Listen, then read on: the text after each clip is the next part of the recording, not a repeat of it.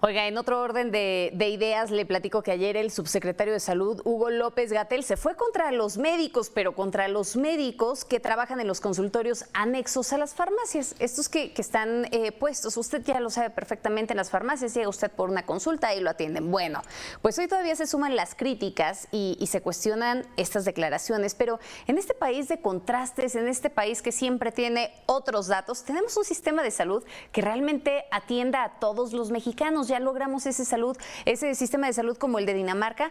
¿Son un gran engaño los servicios de salud en México? Ese es el tema que pongo sobre la mesa y saludo con gusto a nuestro director editorial, Raúl Frías Lucio, y a Víctor Hugo Hernández. Señores, ¿qué opinan? Hola Magda, qué gusto saludarte. Víctor, qué gusto saludarte nuevamente esta tarde, Raúl, en el tema sobre la mesa. A ver, el 72% de la población en México, el 72% tiene cobertura de servicios médicos. No hablo de la calidad, no estoy hablando de la eficiencia, hablo de cobertura simplemente. De acuerdo con datos del INEGI que se han publicado por parte de diversas empresas y estudios que se han hecho sobre el tema, sí, la mayoría de los mexicanos tiene una cobertura en el Seguro Social. Sí, estamos hablando de 60 y tantos millones de mexicanos que tenemos cobertura del Seguro Social. Estamos hablando de un porcentaje de 13 millones aproximadamente que tienen ISSSTE, estamos hablando de 3 millones de personas que tienen otra cobertura, ya sea con sistema de salud, con INSABI o con IMSS Bienestar, como hoy se lo conoce, y más o menos esto estamos hablando que solamente el 72% de la población tiene cobertura, pero hay un 28%, Víctor, 28% que no tiene cobertura de ningún tipo. Y ese es exactamente el que muchas veces su única alternativa que hay es las consultas que dan los médicos de las farmacias, digamos, que tienen las farmacias adyacentes, le llaman. Consultorios adyacentes. Claro, y déjame decirte que no solamente la gente que no tiene cobertura, sino también muchos que tenemos cobertura en el Seguro Social, en el ISSSTE, en la Defensa Nacional, si acudimos a estos médicos por la rapidez, por la forma expedita, por la cantidad que hay. Pero me llamó la atención que ayer el doctor Hugo López-Gatell, subsecretario de Salud, y digamos el responsable, porque el secretario de Salud hoy, bueno, la verdad es que parece un florero simplemente, y bueno, nadie le hace caso, nadie lo pela, no habla nada, no sabe nada o no expresa nada, porque dicen que es un médico muy prominente, pero me parece que el que lleva es Hugo López-Gatell. Y ahí me parece que es delicado lo que este funcionario reconoce de estos consultorios adyacentes y de los médicos que lo atienden, y que hasta ahí la dejo para escuchar un primer comentario de tu parte. A ver, yo noté en esto dos aspectos y dos conceptos que me gustaría desarrollar muy rápidamente. Uno, el ideológico, y otro que viene a ser con la práctica, con la realidad misma, ¿no? En el ideológico me quedó claro que Hugo López-Gatell se refiere a este tipo de instituciones como el producto acabado de ese esfuerzo que viene, dice, desde los 90 del Estado mexicano, de los neoliberales, de gobiernos anteriores, por querer destruir el sistema de salud en México, destruirlo para privatizarlo y ponerlo en manos de particulares por el dinero que representa. Argumenta que esto es una tendencia mundial, es una presión que se da en todo el mundo, en el que se busca de algún modo privatizar los servicios médicos porque representan un gran negocio, y que lo que el Estado mexicano actualmente está haciendo pues es tratar de controlar y devolver digamos, la garantía de la salud para los mexicanos por parte del Estado. Ese es el argumento que da Hugo López-Gatell desde la perspectiva ideológica. Claro, cuestionable y sujeto a que lo analicemos en detalle. Pero por otro lado hay una gran realidad, Raúl, al margen de los datos que tú dabas. Yo tengo otros, como dice aquel. 7 de cada 10, después de la pandemia, cambiaron muchas cosas. Y actualmente, según los datos del INEGI, 7 de cada 10 mexicanos no se están atendiendo en la consulta pública o en la consulta abierta o institucional, sino que están recurriendo a algún tipo de servicio privado. Y de esos 7, vamos a borrar esa cifra y dejar en 10. De esos 10, hoy por hoy, 6 por lo menos terminan acudiendo en algún momento a alguna farmacia de esta naturaleza, de los llamados consultorios adyacentes. ¿Por qué? Por varias razones, como tú bien lo dices, porque no encuentran el servicio oportuno en el servicio médico social, las largas filas, el tiempo perdido. 2, porque no tienen el recurso también para poder pagar un médico formal y una consulta privada en toda la extensión de la palabra, y pues les es más fácil recurrir a una institución de este tipo. 3, por la ventaja que se da de que pues ahí mismo tienes prácticamente la medicina que forma parte del negocio, que a final de cuentas es un modelo de negocio. En resumen, yo te diría, esto surge como una necesidad sentida de los mexicanos, y que alguien vio el área de oportunidad muy interesante y también sirvió para darle salida a tantos médicos sin empleo que no lograban acomodarse y que encontraron cabida en este modelo de negocio que, por cierto, ha sido muy exitoso. Pero esos son dos aspectos, el ideológico y el práctico. Bueno, a ver, y creo que los datos coinciden. Estamos hablando que de cada 10 personas, 7 tienen cobertura del sistema de salud, pero muchos de ellos aún así acuden a estas farmacias adyacentes. Estamos hablando de que hay un 30% de la gente que no tiene ningún tipo de cobertura para empezar. Me llama la atención los dichos de Hugo López-Gatell. Dice que estos consultorios son un riesgo para la salud de la gente, que no resuelven enfermedades crónicas. Eso lo sabemos, y entiendo que si alguien tiene una enfermedad crónica importante, desde luego que el primer diagnóstico, que es el que te da este médico, sí no te va a resolver el problema. Y también dice Hugo López-Gatell, los acusa de ser agentes de ventas de los laboratorios para que la gente consuma las farmacias. Pero la primera pregunta que yo tengo en este sentido es, si el doctor Hugo López-Gatell es la autoridad y tienen ya 4 años en este gobierno, ¿por qué carambas no han hecho absolutamente nada? Sí, si él es el responsable y es la autoridad que pudiera de alguna forma meter en orden a estos consultorios, que tú recordarás que tuvieron su origen, Víctor, luego de que en México se obligó a las farmacias a tener la receta para un antibiótico, porque antes los antibióticos se repartían como chochitos. Así ¿sí? es. Ahora, a partir de esa restricción, sí surgieron este modelo de los médicos adyacentes a las farmacias. Y no necesariamente tienes que comprar la medicina a un lado, pero bueno, esto es parte de esa gran carencia. La pregunta es, ¿por qué es el secretario de Salud o la subsecretaría, que es la responsable, no había hecho nada hasta el momento y hoy simplemente lanza, digamos, esta crítica destructora a algo que de alguna forma muchas personas están de alguna forma utilizando?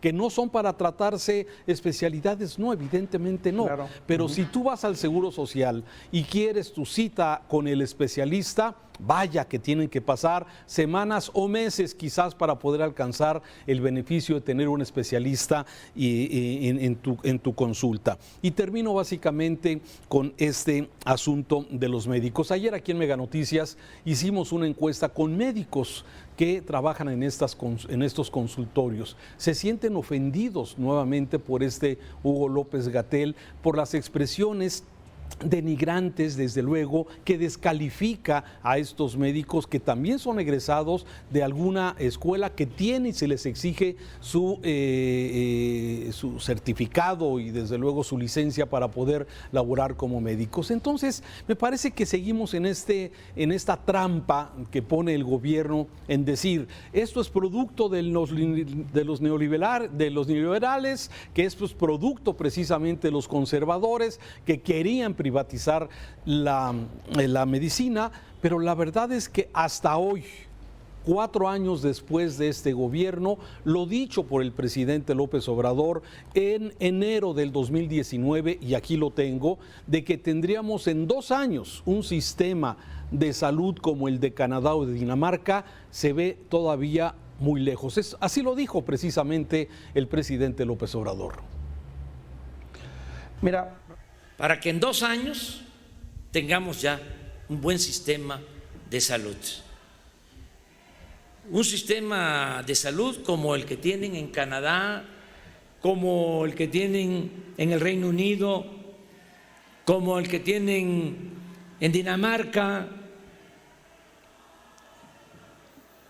de lo mejor. Ese es el compromiso.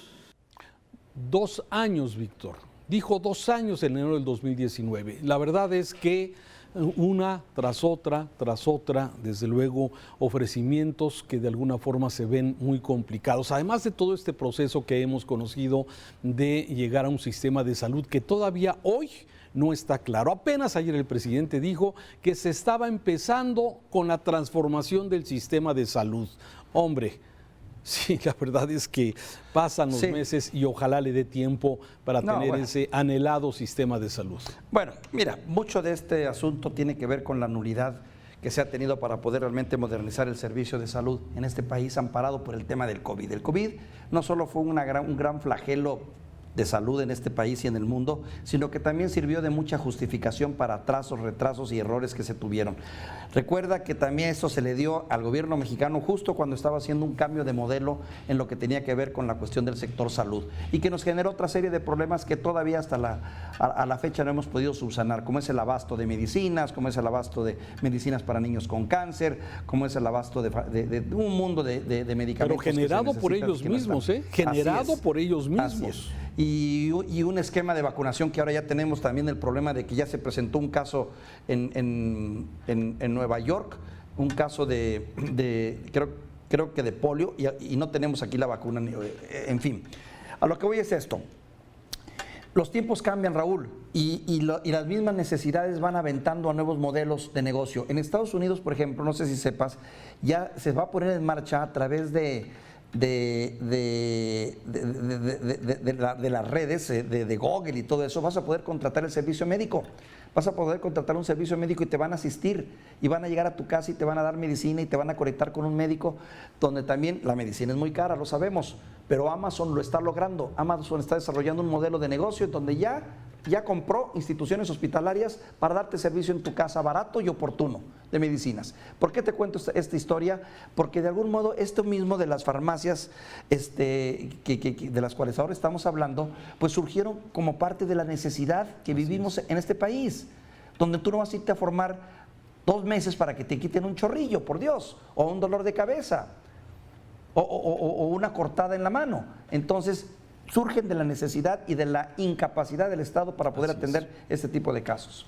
Así es, coincido contigo, pero hay una gran diferencia con lo que tú, y conste que el de Estados Unidos no es el ejemplo a seguir claro, se refiere al sistema de salud, o sea, no es ningún ejemplo, pero sí hay una gran diferencia, Víctor, y me parece que es en la inversión, ¿sí? Mientras que países como Japón, países como Dinamarca, como Gran Bretaña, le están invirtiendo el 12% de su Producto Interno Bruto en sistema de salud, y hablo del sector privado y el sector público, ¿sí?